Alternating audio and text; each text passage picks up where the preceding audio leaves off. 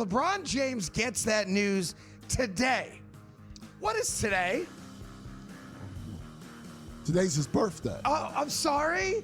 The greatest birthday gift that LeBron James has ever gotten is the reality, the smack in the face that he's no longer an all-star. The Craig Carton Show. Only on SportsGrid.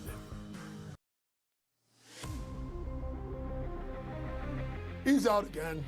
Anthony Davis is injured once again and is going to miss time with the Dallas Mavericks for a minor groin strain. Likely will miss a few games. And I don't even know what a few games is to Anthony Davis, because Anthony Davis seems to always be missing time. Pro basketball today. Only on SportsGrid. I know exactly what Patriot Nation is screaming this morning. It's Drake May time. Give him the trophy. MVP. Stop it, please. Just sit down. Yes, Drake May has had a nice season. But let's be real. He has played a JV schedule of defenses. He is carving up the easiest slate of defenses in the NFL this season. Congratulations on your beatdown of the Jets. The Early Line. Only on SportsGrid. It's going to open up Pandora's box. But I will say this. I do believe players that sign now, like Najee, should not be eligible now, but should have to sit out and come back in next year. It's just a slippery slope. And I agree with people like Tom Izzo. I don't like it at all. College basketball today. Only on SportsGrid.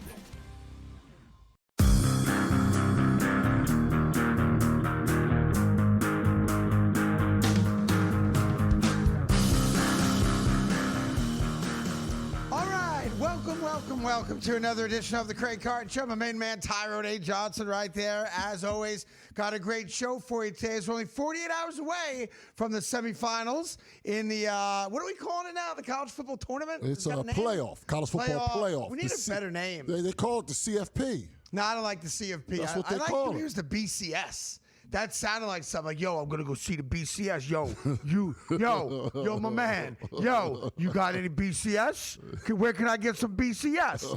Like the CFP's like, get that in Catholic school. But the BCS is dangerous. I want to get me some BCS. Yo, you know anybody in town that can score me some BCS? It's like the lean. It's the lean like Molly. Lean is what we're doing now. It's the purple drag. That's what it is. I got to give me my fix of some BCS. The CFP is something, I don't know. Anyhow, I don't know what the hell we're calling it these days, but I'm excited for it. That's the official name.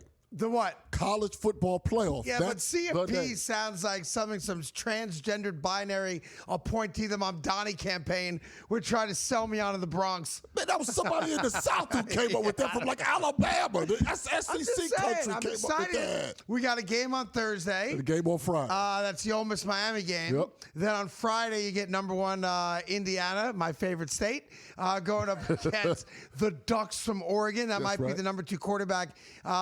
Maybe 1 and 2, as a matter of fact. Yep. You got Mendoza against Dante Moore in that game. Yep. So that could be a little preview of Raiders picking first, Jets picking second. Yep. That's on the table. So anyway, I just wanted to point it out. That's coming. But my focus today out of the gate is on Kevin Stefanski. I'm not a Stefanski guy. That being said, I understand it's very hard to do what he did when he had some level of success in Cleveland as the 2-time coach of the year, won a playoff game there back with Baker Mayfield in the day. But something really interesting is happening in real time right now. So if you follow the New York Giants situation, Joe Shane stays on as general manager. Obviously, I think all agree that of the 6 franchises that fired their head coach, maybe we get one more firing. We'll see how that plays out next couple of days. Of the 6, though, I think it is fair to say the Giants situation is the best situation because you have a quarterback. I think we all agree on that with Jackson Dart. You have Malik Neighbors coming back. They do have some talent in the cupboard. It's not completely bare. They do. And you have the 5th pick in the draft. All right? That's good. So I think the Giants situation is actually, of the 6, a good situation. It is. I think Okay. you can't discount the Titans having so much cap space, and they also like their quarterback a great deal. Yeah, and look, I'm a Cam Ward guy coming out of Miami. Cam Ward had a very tough rookie season. I can put a lot of that on coaching, a lot of that on him having to figure out the speed of the NFL game. He got better as the season went, so it's just for the something sake to watch. of the argument, I'm going to go that I'm right. And Okay. we all agree with each other that the Giants is the best situation for a coach to take a job, okay? And it seems, according to the experts and the insiders, that Kevin Stefanski is very high on the Giants list, okay? Yeah, for sure. Stefanski, of course, has had some success with quarterbacks, et cetera.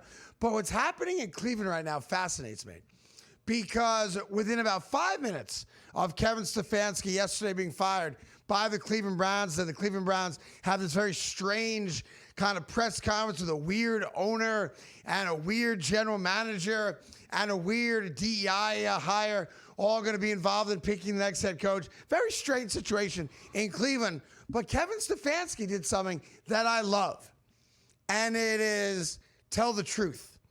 You know, I am a believer at this stage of my life that the truth shall set you free. That if you're always honest, you have nothing to worry about because you always tell the truth, right? Okay. Stefanski just moments ago, apparently, leaked it to some reporter that when the owner came to him a few years back with the idea of going to get Deshaun Watson, Oh, yeah. Kevin Stefanski was dead set against it. Now, he couldn't have said that at the time, want to be a good employee, but Kevin Stefanski is now opening up the box of facts when it comes to Cleveland. The next fact that I can't wait for is who decided to draft Shadur Sanders and his 18 passer rating after 7 starts in the NFL once you had already drafted Dylan Gabriel a few rounds earlier. That's the next little ditty I'm waiting to hear dropped. But Stefanski's being really smart. Kevin Stefanski already knows he's going to be in demand amongst the 6 teams that are looking for a new head coach, is now separating himself from what's arguably the single worst trade in NFL history, and I love that. Yeah, that's smart. I'm not taking any ownership of your incompetence. I had to eat it for the last 4 years. I'm not eating it no more. I love that. Yeah, it's smart. And the thing is, I believe that's also why the GM is still there. I don't think Eric Berry had anything to do with that either. But sticking on Stefanski, of course he had nothing to do with that.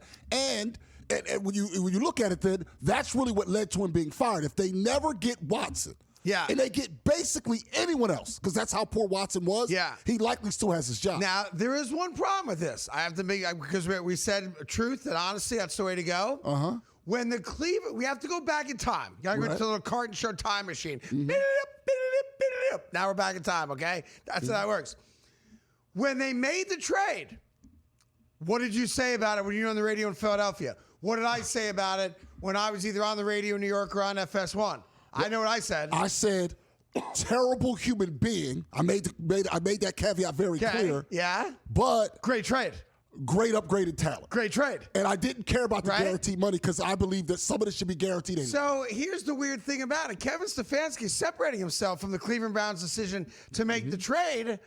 I thought it was the greatest trade in the history of football at the time they made it. Right. I didn't know that Deshaun Watson was going to get hurt. I thought the contract was out of whack. But to go get a legitimate Pro Bowl quarterback, something that the Cleveland Browns have never had, other than maybe 1 year with Bernie Kosar. Yeah, he was if I want to legit. go way back, Brian Sipe, right, in the Cardiac Kids. Yeah.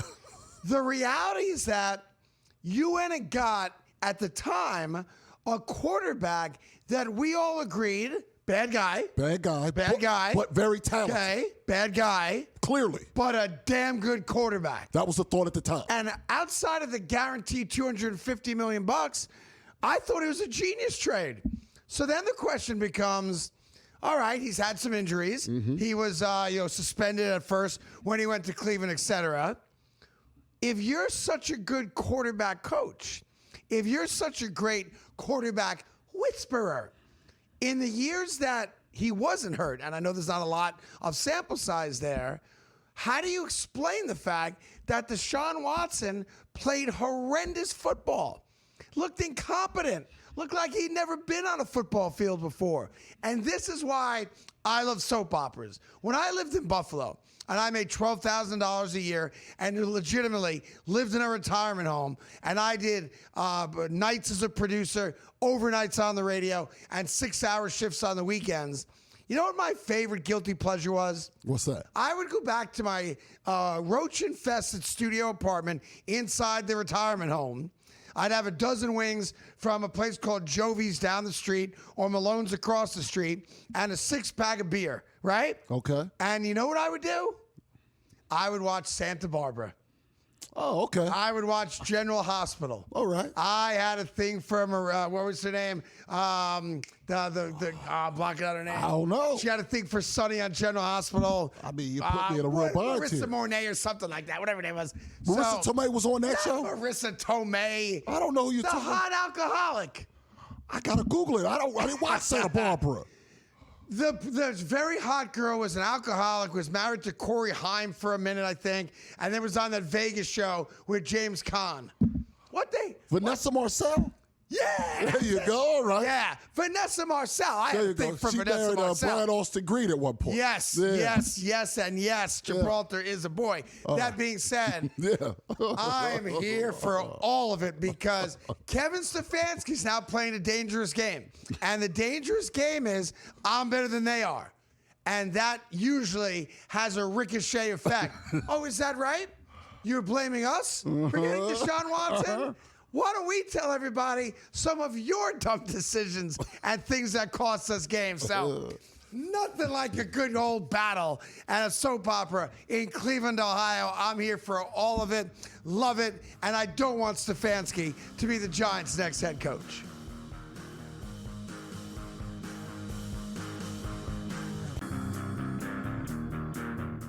LeBron James gets that news today. What is today? Today's his birthday. Oh, I'm sorry. The greatest birthday gift that LeBron James has ever gotten is the reality, the smack in the face that he's no longer an all-star. The Craig Carton Show. Only on SportsGrid.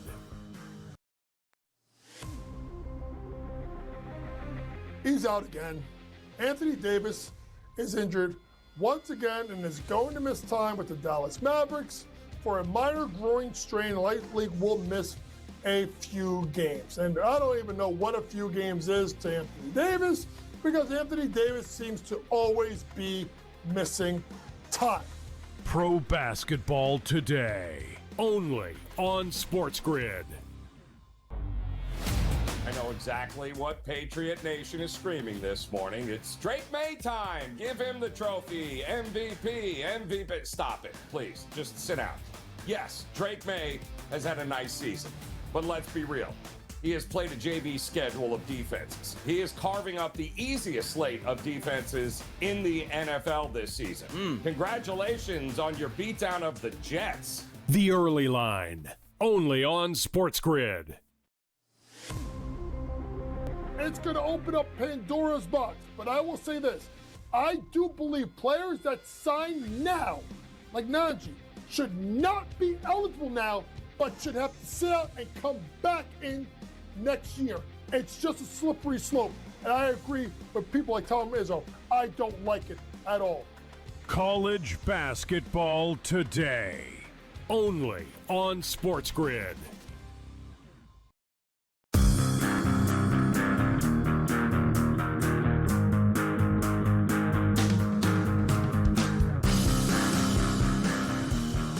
Hi, welcome back to the Craig Carton Show. More football news coming your way. I guess the two guys that we have not had official word that they're guaranteed to keep their jobs or they're getting fired is Todd Bowles in Tampa. Yep. Right? And there's one other guy.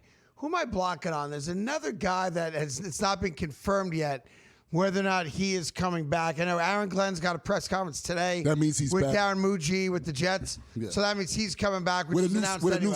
new staff. Yeah, there'll be other coaches, for the Jets. But Darren Muji, their second-year GM, and Aaron Glenn are apparently having a press conference today. With the Giants, Shane GM's coming back. There was another head coach I'm blocking on. It doesn't matter, but waiting to hear about Todd Bowles. There's a weird thing going on right now, though, in the NFL. that I think is problematic. It's not problematic enough where I'm going to yell and scream about it and go, oh, the world's coming to an end or anything like that. But you're well aware now that Tom Brady, a minority owner of the Las Vegas Raiders, is now running the franchise. Yes. And is going to be in charge of a lot of their personnel decisions. He was also in the room when they decided to bring Pete Carroll in and give Pete Carroll 2 years of $32 million. So Tom Brady is a GM, 0 for 1. 0 for 1 there. Is that fair to say? It's fair. And then he agreed to give Geno Smith $100 million to be their franchise quarterback. Oopsie, 0 for 2. Yes, now, fair to say? Allegedly under the hood, Yeah. Pete Carroll fixed some things that Pierce apparently, Antonio Pierce did that for him. crap. That's what they're claiming, but obviously on the field, it was horrendous. Dude, look, I know the world is cloudy and gray at times, but my world's black and white. And I don't care if you fix crap behind the scenes. You won 3 football games. You stink. All right, so I don't know what he fixed behind the scenes. Pete Carroll, great guy. Everybody loves him. Won a Super Bowl, won a national championship, cheated along the way. Not good. Failure in Las Vegas. Okay. I mean, put his money behind the wrong guy. But the reason I bring this up is that so Tom Brady is now making decisions for the Raiders and having to like the next decision. Make Brian Flores your head coach / DC. Bring in Brian Dable to be your OC, new quarterback, Mendoza. I think that you get off to a good start that way. Yeah. So I totally support that if that's what the Raiders do. All good. Then we find out, and this goes back while we were waiting for the New Year's Eve break, that the Miami Dolphins have, I guess, kind of fired Dan Marino as an advisor to Steve Ross and hired Troy Aikman. And I don't get that at all. First off, Troy Aikman, decent quarterback, decent broadcaster. Hall of Fame in both. Probably shouldn't be, but okay. In the Hall of Fame. Won 3 Super Bowls. Oh, well and good. Won the Hall of Fame. More of a product of the system around him than anything he did. But you can't take the rings away from him. Right. Troy Aikman flies in to the city he's doing a game in the night before the game. Yeah. Right? It's like he's just another passenger on the bus who happens to be traveling to another city where there happens to be a football game, all right? He doesn't show up on Thursday or Friday and watch practice and talk to all the coaches and get a sense of what's going on. He's at the stage of his career with Joe Buck. They fly in separately on private jets the night before the game, okay? What in the world is Troy Aikman going to do to help the Miami Dolphins out? I don't get that hire. And I also am one of these guys, again, I'm not going to yell and scream about it, but I think when you are blessed with the opportunity to be an analyst of an NFL game and a network is willing to pay you literally $1 million a game. That's what he gets, $1 million a game. I think it's okay for that network to say to you, during the football season, you don't have any other jobs because we're paying you $1 million a game. Is that wrong? If, I guess it's ESPN or whomever says to him, we'd rather you not take on the job as advisor to the Miami Dolphins because it might call into question how you call a football game. Because you're being paid by one of the franchises that you might have to call a game with, right? Yeah. And you have inside information about a lot of teams. Yeah. So all we're saying to you is, if ultimately you want to be an advisor to an NFL team, I respect that. I get it. Pick.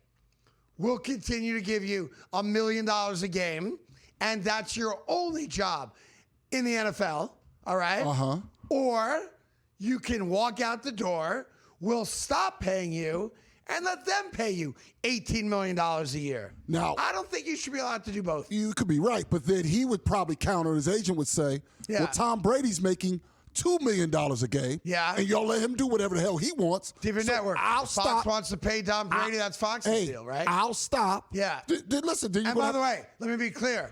I don't think it's right for Tom Brady either. Because what he'll say is, listen, I'm ready to show up to work. So either you pay me and I do the games. That's right. Or you pay me and I don't do the games. But I just think, either way, I'm showing and by up. the way, I'm not saying you can't do anything else. I'm saying in football. Right. Like if you have a real estate company or business interests, I get that. It's fine. Yeah. Investments, all that kind of stuff. You're on the boards of companies. That's you all do fine. commercials. Yeah. I have no issue with that at all. Make as much money as you can make. We're all trying to do the same thing. But I do think if you're gifted the blessing of being a highly paid NFL analyst by one of the few networks or streaming services that has the rights to games, I don't think it's asking too much that you don't earn any other money in football. I think it's fair. I think that's a fair request. I think it's very fair. And now you have the Atlanta Falcons, apparently, who want to bring Matt Ryan back. And I'll tell you something else. Great quarterbacks are great at one thing: quarterbacking. There you go. The fact that you were a great quarterback does not by default mean that you're going to be a great personnel director. Does not mean that you're going to give great advice as to who they should draft. Because here's the reality. Troy Aikman watched less college football this year than I did. Tom Brady watched less college football this year than you did. Matt Ryan watched less college football than our producer Ethan did. Yep. And yet we're now entrusting them with the futures of our franchise. Why? Because some other date in our past, they were good at doing what? Throwing a football? Yeah. And now I'm going to invest my company's future in their expertise? No, sir. I'm not. Well, that's what they're doing. I know. That's what they're doing. I know. And in the case of Matt Ryan, it appears that that's a lock. They're going to interview some other people because they have to, but apparently it's his job. They just got to work out the money. And by the way, let's all stop going through the charade of fake interviews. Now that you bring that up. That's what they're doing. If you want to hire that guy in the corner, just go hire him. Don't interview 3 other people that have no chance of getting the job. Wasting their time. And humiliating them by making them show up like they have a chance. I tell you, the Jets are going to be next. I hear the Jets are signing Joe Namath to get advice as to who they should draft from Alabama this year. Give me a kiss.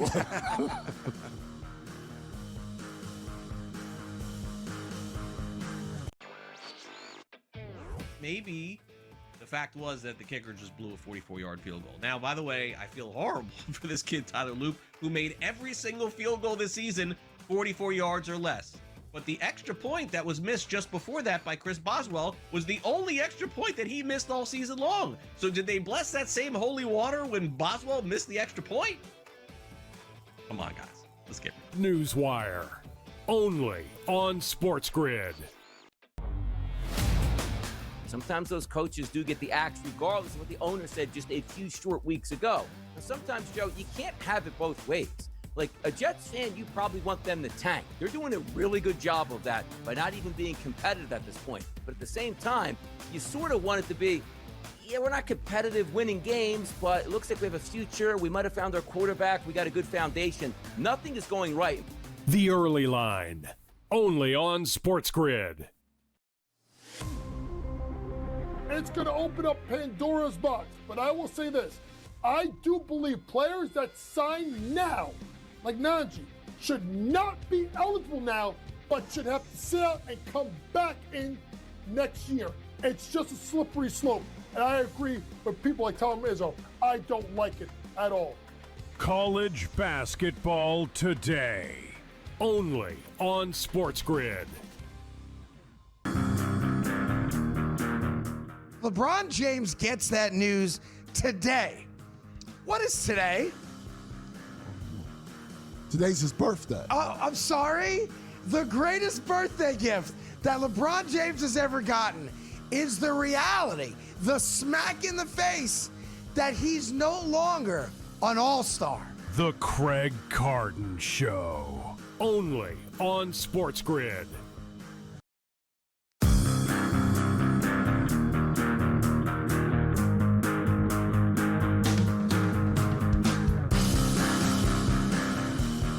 Hi, welcome back to the Craig Carton Show. You know, you could make an argument that the 2 best playoff games, I say this respectfully, all playoff games are great, right? But the 2 best playoff games in the first round, if you had to take a guess, what 2 games would you pick? I think it's obvious. Well, the first one is, I think, Eagles-49ers. Eagles 49ers. I'm with you. That's one of the game. 2. And again, I think you could flip-flop the order on this. Doesn't matter. But they are certainly one of the 2 games. Absolutely. Because, you know, look, you see the schedule right there. Yeah. America hasn't fallen in love with the Jaguars just yet. Nope. We're trying to figure out what Josh Allen's excuse is going to be if they lose. We all think Houston's going to dominate the Steeler offense on Monday. New England, San Diego, LA Bay, interesting for sure. Young quarterbacks. But people don't care about the Chargers yet. Not yet, because they had never won a playoff game with Justin Herbert. So I'm with you. Philly, San Francisco, which is the middle game on Sunday, the 4:30 game in Philly, is 1. And number 2, if you had to guess, is what? Well, it's got to be the Green Bay and the Bears. 100%. I mean, you got a division matchup like that with those kind of old franchises. I went back and just took a look to see what the audience was when they played the first 2 times this year. Yeah. And I know Lil Wayne was watching both games. But in addition to the Tunchi, 27.9 million people watched the first Bears-Packer game this year. Huge number. All right. The second time they played this year, it was 21.2 million people. Right. So you're talking in the 2 games, I'm going to round up a little bit. Yeah. 50 million people watched those 2 games between the Bears and the Packers. Okay. Now, I'm with you. If you wanted to sell me on Eagles defending Super Bowl champions, San Francisco, Brock Purdy, rematch of the NFC championship game a couple of years back, great. I'm with you. And this season, the Eagles were behind the Cowboys, who were always number 1. They were the second highest rated team overall this season. And I think that's going to be a great game out there, okay? But let's just focus for a second on Bears-Packers, okay? So the Bears-Packers game was the game all the networks wanted. Of course. And they wanted to put it in the San Francisco-Philly slot because Sunday 4:30 is the best slot. Right. The second best slot, as I'm reading, is the Sunday night game. Makes perfect sense. And it makes total sense, right? Oh, we all get all that, right? So they gave the Packer Bear game to Amazon. All right. Now, look, we can all bitch and moan about, I don't want to watch it on Amazon. We're going to find a way. We're going to watch it. Yeah. All right. I don't like it either. I get it. I'm going to watch it. You're going to watch it. Of course. We've already figured out I'm a subscriber. I'm going to watch the game. Yes. But there's a reason why they gave that game, which we agree is one of the 2 best games in the opening weekend. And it's fascinating how smart and how forward-thinking the NFL is, all right? We're going to wake up one day in a world where Amazon and Peacock and YouTube and Netflix and Apple is working their way into it, too. They're moving their way into have the majority of games. Yes. We are also working day after day, very close towards a reality where, like I told you last week, the 2034 Super Bowl is not going to be on a network. It is going to be on a streaming service like the ones we just mentioned. So the NFL is throwing Amazon Prime a major playoff bone. They turned their backs on Fox and CBS and ABC/ESPN and said, we're going to give the marquee matchup based on the ratings that we've seen this year of nearly 50 million people. And we're not going to give that game to one of our old school network partners. Why would they do that? Because they're greasing the wheels right now. They're telling Amazon, you can expect a lot more where that came from. Because when we come to you in 2034 to make a bid for the exclusive rights to Super Bowl 97, we're going to ask for a very big number. You know, that's what this is all about. And I hate it because it's smart, and I still hate it. And I know, don't miss me with the local markets can still watch it on regular TV. You're talking about millions upon millions of people. Yeah. And my dad, for example, does not know how to work Amazon. He'll figure it out. But he's going to have to. Yeah. And it's going to be annoying when I'm on the phone with him. No, hit back. Right. No, did you hit okay on that? Like, I know how it's going to go. Yeah. But that's how it's going to go because you have to feed the beast. Got to watch it. You have no choice. Like, you're not going to say no to watching a Super Bowl. Of course not. And that's going to be the watershed moment. Because the streaming sites are going to build and build and build. And that's what's going to happen. And more games and more eyeballs and more views and more success. And they're going to have more content around all that stuff. So we're going to start treating the streaming services the way we've always treated cable TV. That's the direction this is going. So they're greasing it right now. And now, if I'm Netflix, if I'm YouTube, if I'm Peacock, and I just recognize that the NFL gave the Packer-Bear game to Amazon, well, I want that game next year. I want that Sunday at 4:30 spot. I want that primetime game. This is where it's going.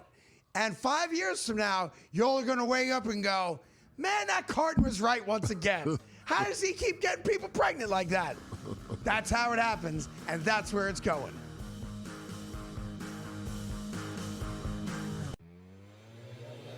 Like Alabama, right? Is there a team that scores more than Alabama? No, right? But they're actually an under team over the last couple of years because their numbers are so high. You get these Americans in Queens College or Denver. Who the hell's betting on them, right? Nobody. So the lines stay low. They're just like, no one's hopping all over them. But every time you see an Alabama game, you're betting over, but you're losing money because the numbers are so big. In-game live, only on SportsGrid. He's out again. Anthony Davis is injured once again and is going to miss time with the Dallas Mavericks for a minor groin strain. Likely will miss a few games. And I don't even know what a few games is to Anthony Davis because Anthony Davis seems to always be missing time.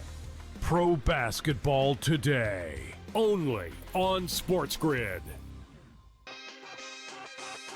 Maybe if the Raiders draft Mendoza, they don't want to rush him into it. Maybe the Colts want Rodgers to be the stopgap in between Daniel Jones coming back. Maybe the Cardinals need to figure something out. Maybe the Browns, if they don't draft. None of that to me feels a 0% chance. I just think it's interesting. Game time decisions, only on SportsGrid.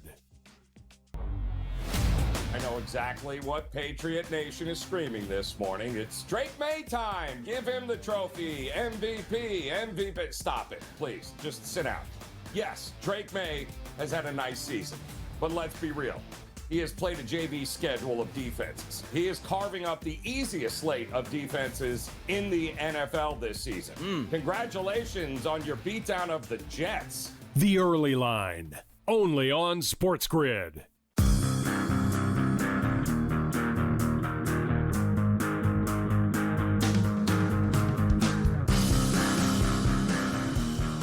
Hi, welcome back to the Craig Carton Show.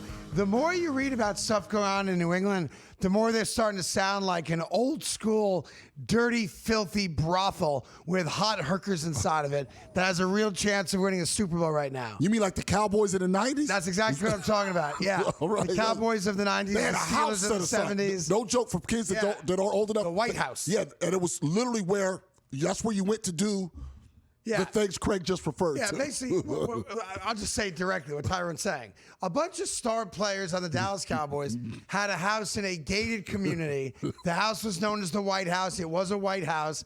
And that's where Michael Irvin and other guys, and they don't even deny it at this point. No, I talked to guys that just blatantly would bring their side pieces, their gumads, there weren't Instagram skanks back in the day, but they just had different names. Yeah. The masseuses. And they would have private house parties. and drugs. And debauchery. Yep, would and happen. drugs, yep. Yeah, cocaine and and things of that ilk and hookers and sex. And but you know what? They won 3 Super Bowls. Yeah. So Jerry Jones and Jimmy Johnson were like, I don't know what you're talking about. White House. Right. Man, my house is brown. What you talking about? See those shutters? It's not my house. But it's like, it's almost a weird thing. Like when you have a franchise that wins a lot of games and has a chance to make a legitimate run to a Super Bowl, and then you start noticing a lot of dudes, a lot comparatively speaking, are getting in trouble for like old school football, dumb acts. Yeah. Many of them violent acts. It's typically a sign that's a really good football team. Unfortunately, yes. Like sometimes untoward violence, which is unacceptable in mainstream society, I wouldn't tolerate it, you wouldn't tolerate it, is sometimes the sign of great athletics. It just is. It just is. I don't like it, but hate to say that. You didn't hear a damn thing about the Tennessee Titans. Right. You want to know why? Because they stunk. Because they stink. The Browns, you don't hear anything. The Jets, you're in New York City. All right, you had the one player that had an unfortunate incident, but that wasn't his fault. He was actually fleeing the scene. Correct. He was, on a bad team, on a good team, he would have started that whole thing. Yeah. That's just how it goes. Well, there's another New England Patriot who is being accused of violence against a woman, Christian Barmore. Yes. Now, this dates back to August. It wasn't filed right away. Right, And so allegedly, there's some questionable stuff in the story. But it's another example of all of a sudden the Patriots got good again. And it's weird to me. Like, why is getting good and being a Super Bowl threat equate to having criminals on your roster? Like, can't you win a Super Bowl and have 0 arrests throughout an NFL season? And again, innocent to proven guilty. Not all arrests are the same. Right. Not all crimes are the same. I'm with you on that. And I've got personal experience with that. I'm not casting judgment. I'm saying there's some things, though, we all agree that's wrong. Yes. Right? That guy's not a good guy. And for some reason, it seems like, specifically NFL success, it seems like NFL success has attached to it a bunch of knuckleheads who do stupid things. Yeah, more often than not. Now, there's outliers. There's always outliers because you know what's going to happen. People are going to be online going, well, what about this team? What about that team? There's always outliers. But it's just that line that everybody walks. In Tom Brady's case, for example, he was a blatant cheater. Talking about actually both ways. He was a blatant cheater, both with the whole Bridget Moynihan thing we found out about, I got it. and Right. with the whole Deflategate and all that stuff and taping practices. Yeah. In these guys, it's other things. I think it's that to really win in the NFL, most times, you have to be right on that line. And when you're right on that line, it's easy to go over. It's such a weird thing, though. Like, another violent crime being accused against a Patriot player. And what's the Patriots' response to it? Like it always is. We're not going to say anything about it. We're going to let the court system play itself out until he's found guilty. He's an innocent man. And we hope that he helps us win a Super Bowl. And by the way, I get it. That's what fans would say, too. Right? Yeah. If you're a fan of the New England Patriots and you have a guy on your roster that you firmly believe gives you a better chance of winning than not, as much as you can kind of compartmentalize rooting for the guy on the field and finding his personal actions despicable, you're still going to root for the guy. And a lot of us like to get on a soapbox and act like, I would never cheer for a guy who touched a woman or robbed the bank or did this or that and the other thing. Until that guy puts your team's jersey on. And once he does, and we're all the same in this, once he does and he goes on the field of play, you put aside the alleged transgressions and you hope that guy makes a big play to help your team win. In the history, the annals of football, Once again, annals. there is only one example that I know of a head coach making a moral decision that cost him a Super Bowl. Oh. And I'm not going to ask you to guess because you could never guess, okay? But that guy is Sam Weiss. Remember Sam Weiss? Yeah. With the Bengals? Yep. Okay.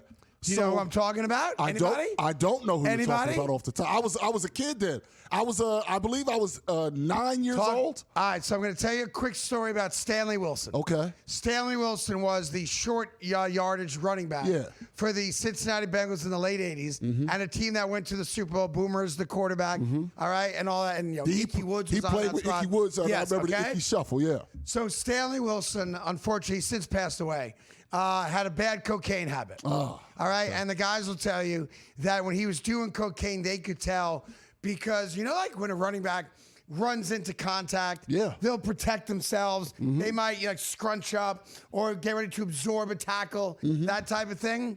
When Stanley was doing blow, he didn't have that mechanism. So if there was, for example, a brick wall, as there is right here, about 10 feet, 15 feet away from me, when Stanley Wilson was doing the coke, the yaho, he would literally run into that wall and never brace himself for contact. Wow. That's how the guys knew dude's on the coke, right? Yeah. So the night before the Super Bowl, they're having the final team meeting at the hotel before the Super Bowl. I think it was 89. I guess it was 88, 89, right? And Stanley Wilson misses the meeting.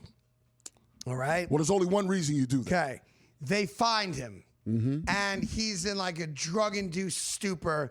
He couldn't help himself. He's an addict. And he went and scored some blow. And he was doing mad lines and missed the meeting. They put him in a cold shower. They try to sober him up. Sam Weiss sits down with him. And he'd been through this before with Stanley. He's a drug addict, okay? And before, they always figured out a way for Stanley to get on the field. Sam Weiss made the moral decision that night, I'm not playing you tomorrow. I don't care how sober you get for the game. I don't care if you're ready to go.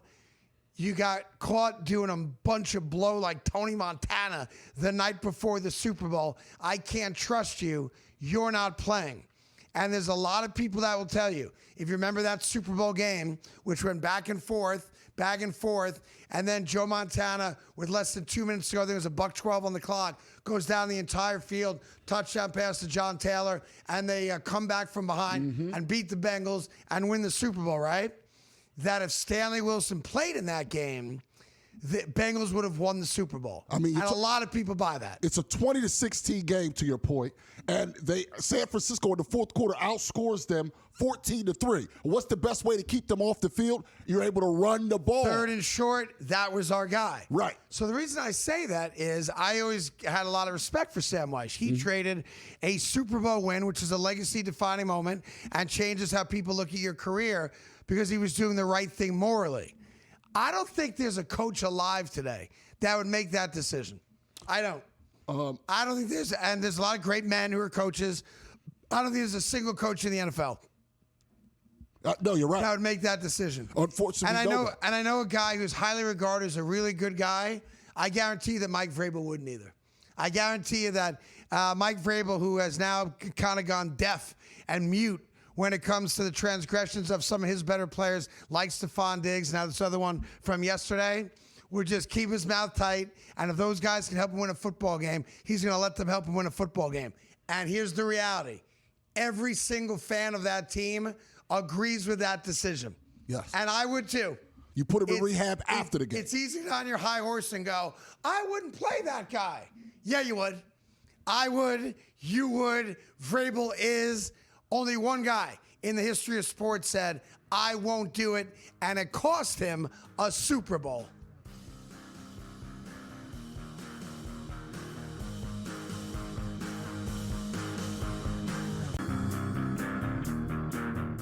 LeBron James gets that news today. What is today? Today's his birthday. Oh, I'm sorry? The greatest birthday gift that LeBron James has ever gotten is the reality, the smack in the face that he's no longer an all-star. The Craig Carton Show. Only on SportsGrid. Like Alabama, right? Is there a team that scores more than Alabama? No, right? But they're actually an under team over the last couple of years because their numbers are so high. You get these Americans in Queens College or Denver. Who the hell's betting on them, right? Nobody. So the lines stay low. They're just like, no one's hopping all over them. But every time you see an Alabama game, you're betting over, but you're losing money because the numbers are so big. In-game live, only on SportsGrid. Sometimes those coaches do get the axe regardless of what the owner said just a few short weeks ago. And sometimes, Joe, you can't have it both ways.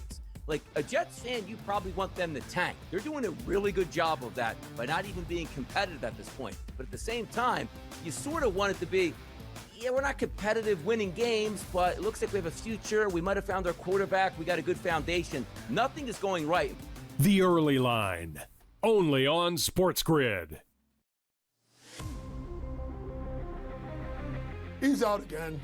Anthony Davis is injured once again and is going to miss time with the Dallas Mavericks for a minor groin strain. Likely will miss a few games. And I don't even know what a few games is to Anthony Davis because Anthony Davis seems to always be missing time. Pro basketball today, only on SportsGrid.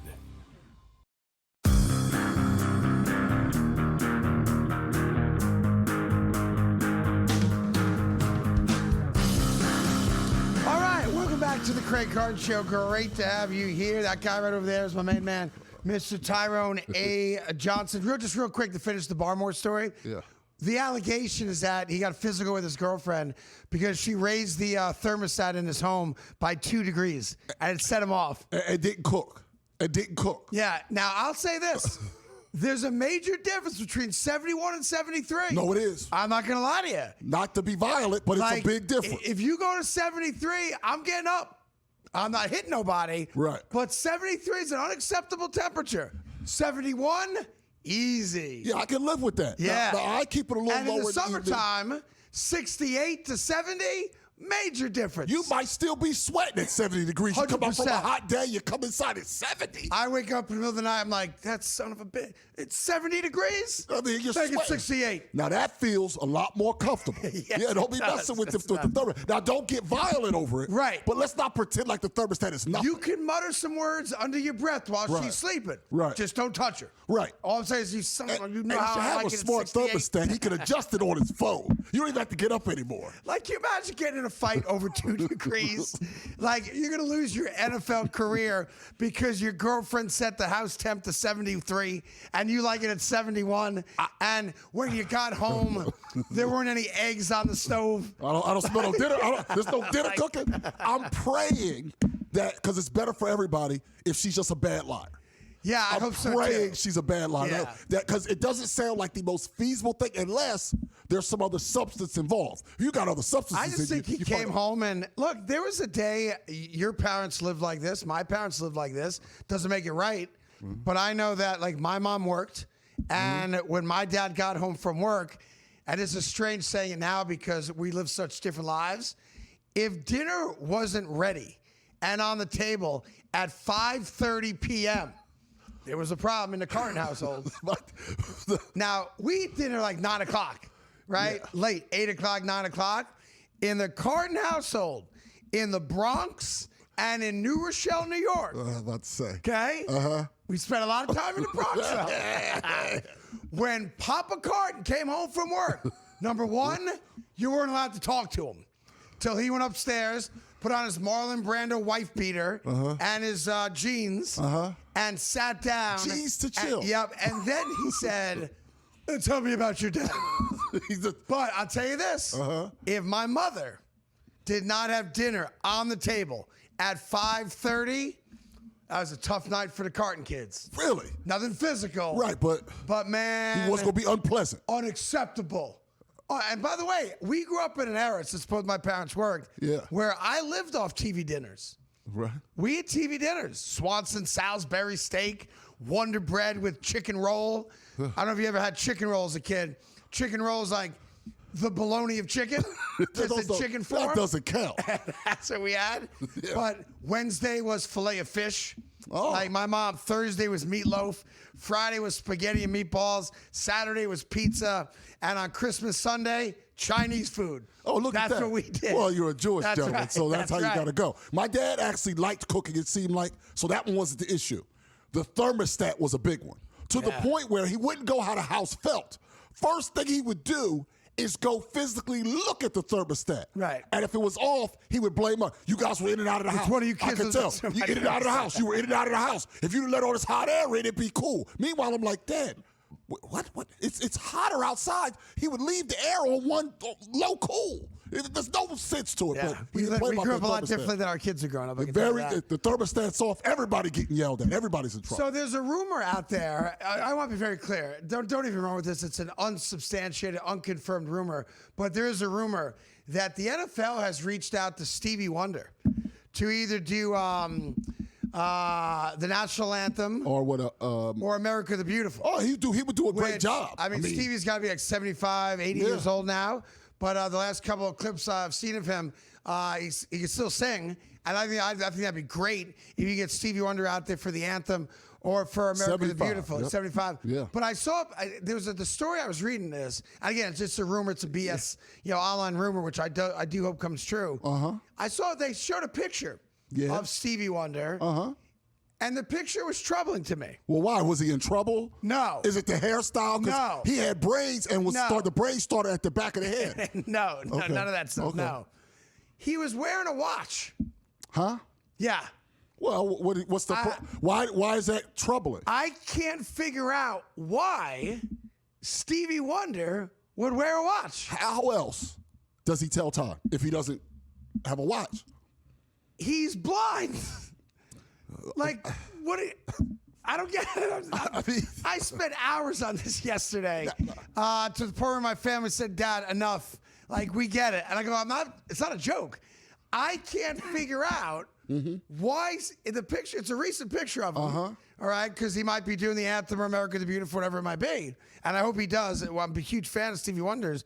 But I noticed that he's got and it's not like a Casio digital watch where maybe you could push a button and it says 5:32 p.m. Yeah, like a regular watch with like the big hand, little hand. Like a Richard Mille watch. Or like a Rolex. Like a normal watch, 2 hands, the second hand, the thing, right? Yeah, I don't love that. And like, I don't wear any jewelry at all. You could tell, right? Yeah. Other than my Aura wedding ring. Okay? Oh, all right? But why is Stevie Wonder wearing a watch? He's not blind. What? Stevie Wonder's not blind. He's not blind. I'm telling you, Stevie Wonder's not blind. I've never believed that he's blind. Well, I got Ethan going, that's a fact? That's a fact. That's right. He's as blind as darkness. Oh, yeah? Yeah. Oh, yeah? Now, Stevie Wonder every year goes to All-Star Weekend and goes to the game. Okay. Why? I'll tell you why. To watch the game. Also, Stevie Wonder once, at All-Star Weekend, they set up a charity thing with a bunch of kids. You know, Stevie Wonder's a legend. You even if they don't know, it's Stevie Wonder. Of course. They had Stevie shoot a foul shot. Come on. You can find the video. Oh, by the way, there's the watch. That's a regular watch. That's you a see regular those watch. Right. So he shoots the foul shot and leaves the hand up on the follow-through. Wow. Now, why would Stevie know to do that if he's blind? Well, I mean, because he's seen you wouldn't know to do that. Theoretically, someone could have said to, like, maybe Michael Jordan said, Stevie, listen, when you take the shot, hit the wrist and just leave the wrist up there. Everyone's going to love it. No way. You think Stevie Wonder's been lying to us all these years about being blind? I believe he went blind like it young. Helped his career? And they fixed it in the 80s. With laser surgery. He got like Neuralink from Elon Musk or something? Man, come on. Like, Magic Johnson was supposed to be dead from AIDS. He's strong. He's healthier than both of us. He's going to outlive both of us. I just don't get the watch. Medical advances. I don't get the watch. I don't.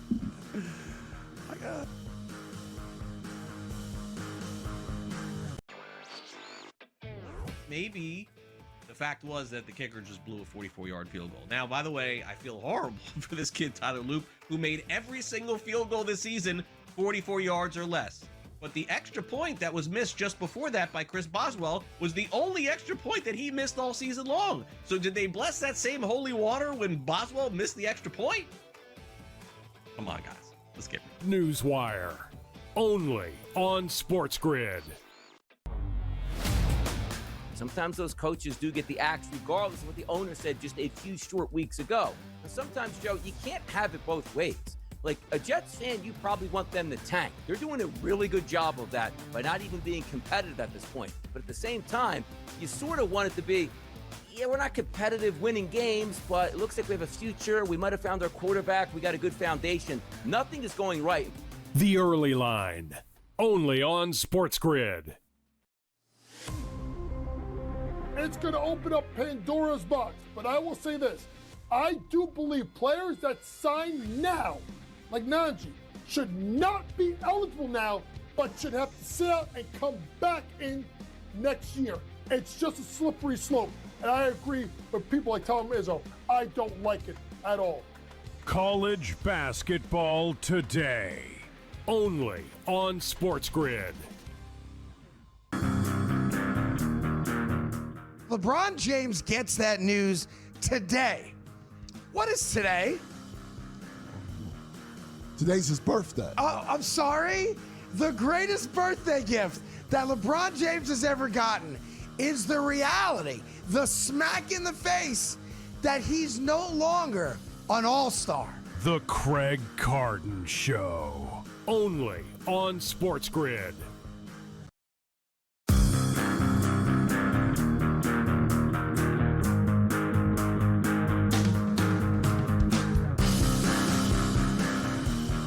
Hi, welcome back to the Craig Carton Show. Crazy break we just had. I'm not saying any names or anything like or else, but I've just had it confirmed. See that? That what you said before the break might be true. That's what I'm talking about. I'll get the story later today. But Tyrone's assertion that my guy, My guy, one of my favorite singers of all time. All-time great. My favorite blind people of all time. Well, might not be blind. I don't know. You got to change it up. Helen Keller about to go up the ranks. By the way, Helen Keller didn't write any of those books. I'm going to say that out now. She wrote none of those books. Not at the time, but she did not write those books. Did she read them? No. Helen Keller did none of the things they said she did. All right? And if you're in school now, invented Helen Keller now? Come on, man. Come on, man. You know how hard it is? I've never quite figured it out either. She apparently wrote a lot of books. Come on. How'd she write them? How'd she proofread them? The same way Stevie Wonder tells time. Nah, Maybe she was lying. Stevie Wonder can see the light. Helen Keller didn't do nothing. I can't wait to hear a story later today about Stevie Wonder. That's crazy, though, huh? Yeah. I mean, you think Stevie gets mad if his girl puts the temperature up by 2 degrees? If you look at it, I think Stevie Wonder been married about 4 or 5 times. I guarantee Stevie runs a tight ship at home. Like, you think I can't see you over there ridiculing me? Yeah, Stevie. Yeah. Are you touching the thermostat? Stevie been in them streets. I gotta check. Stevie Wonder has not been married once. He's been married a few times. He has kids, doesn't he? Oh, no? yeah. Isn't She right? Lovely, the baby, is actually in the song. Oh, is that right? Yeah, that crying baby, that was his child. It was about, the song's about his child. Oh, I didn't know that. Oh, yeah. Huh. He's been married 3 times. Stevie has 9 kids. He's got 9 kids? Yeah. Good for him. Good for him. I just saw a story the other day. You know, remember the Tupac song, Brenda's Got a Baby? Yeah. Right? They found the kid. Oh, yeah. Did you see that? Yes, it's a wild story. It's a classic, a rap song from like 40 years ago at this point. Mm-hmm. But it's about like a single mom, like a teenage pregnancy here in New York. I forget what borough it was. Doesn't matter. And it's about Brenda had a baby, right? Yep. Some like researcher or rap fan did some research. It's about a real person. And they found Brenda's baby. Uh-huh. And it was just, you'd have to find the show he was on. But if you're like an old school rap fan or like stories like that. Jeff Pearlman is the one who told the story. Jeff Pearlman's an author. Author, yeah. Yeah, so he found Brenda's baby. Yes. Which is awesome and crazy at the same time. It was a random thing where he was trying to meet with the mom, and found the kid, and they happened to be within like a short distance of each other. Is that right? Just by happenstance. Yeah, I saw a quick an interview, maybe did a TikTok or some podcast. Or something like he wrote a book about. I was Tupac, like, I can't believe that. Like Brenda had a baby. Yeah. Apparently, she had she was going through something, and she basically tried. I believe the story is to put the baby in a trash chute. The baby lived and everything, so the baby was okay. But I think it was a situation where she felt like she had no where to go. Got it. And sadly, there are people that do feel that way. It doesn't make them bad people. Who do you think's more famous? Brenda's baby or Stacey's mom? Now that's interesting. Because Stacey's mom has got it going on. Now here's the Tupac, obviously more iconic, but that's I Tupac's. don't know about that. But that's Tupac's 10th most famous song. I mean, that's. I think Changes is bigger than Brenda's Got a Baby. Was that who sang? Right? Was that Fountains of Wayne? Who sang? Yeah, that's right. Look at that pool. Anyway, Stacey's mom. Yeah. So that was a number one. That's their number one song. Hey, Ethan, just send me my ear. Who was the actress that played Stacey's mom in the video? Wasn't that Rachel Hunter? It might be. Stacey's mom. Was it Rachel Hunter? Bang! I'm on fire today. I'm on fire today. Should go right to the casinos right now. Yeah, I think Stacey's mom's more iconic than Brenda's baby. Yes. Right? Because that wasn't Tupac's nearly biggest song. I agree. And also, I don't know, you can find a 20-something that, because whatever knows that song, the 20-somethings don't know that song. But everybody knows Stacey's mom because Stacey's mom's got it going on. Yeah. So we all know that. Fountains of Wayne. That's a great poll. I never would have come up with Fountains of Wayne. That was not on my list anywhere at any point at all. Real quick, you may have seen the newly elected mayor of New York City. Oh, boy. Your guy, Mamdani, had a press conference yesterday. I only bring it up because it's sports related. Yeah. And he went on this whole diatribe yesterday about his mayorship is going to make sure that New York City residents can afford World Cup tickets. And then someone pointed out to him at some point after the press conference, there is not a single World Cup game played in any one of the 5 boroughs of my hometown. Right. None. And there's none. None. I don't think there's in the state of New York. No, number 2, FIFA one of the most corrupt organizations on the planet, has never and will never answer to the mayor of New York City. Absolutely not. So the fact that you've now dedicated your mayorship to making World Cup tickets more affordable when you can't, welcome to the big leagues. Have yourselves a great day. Peace out.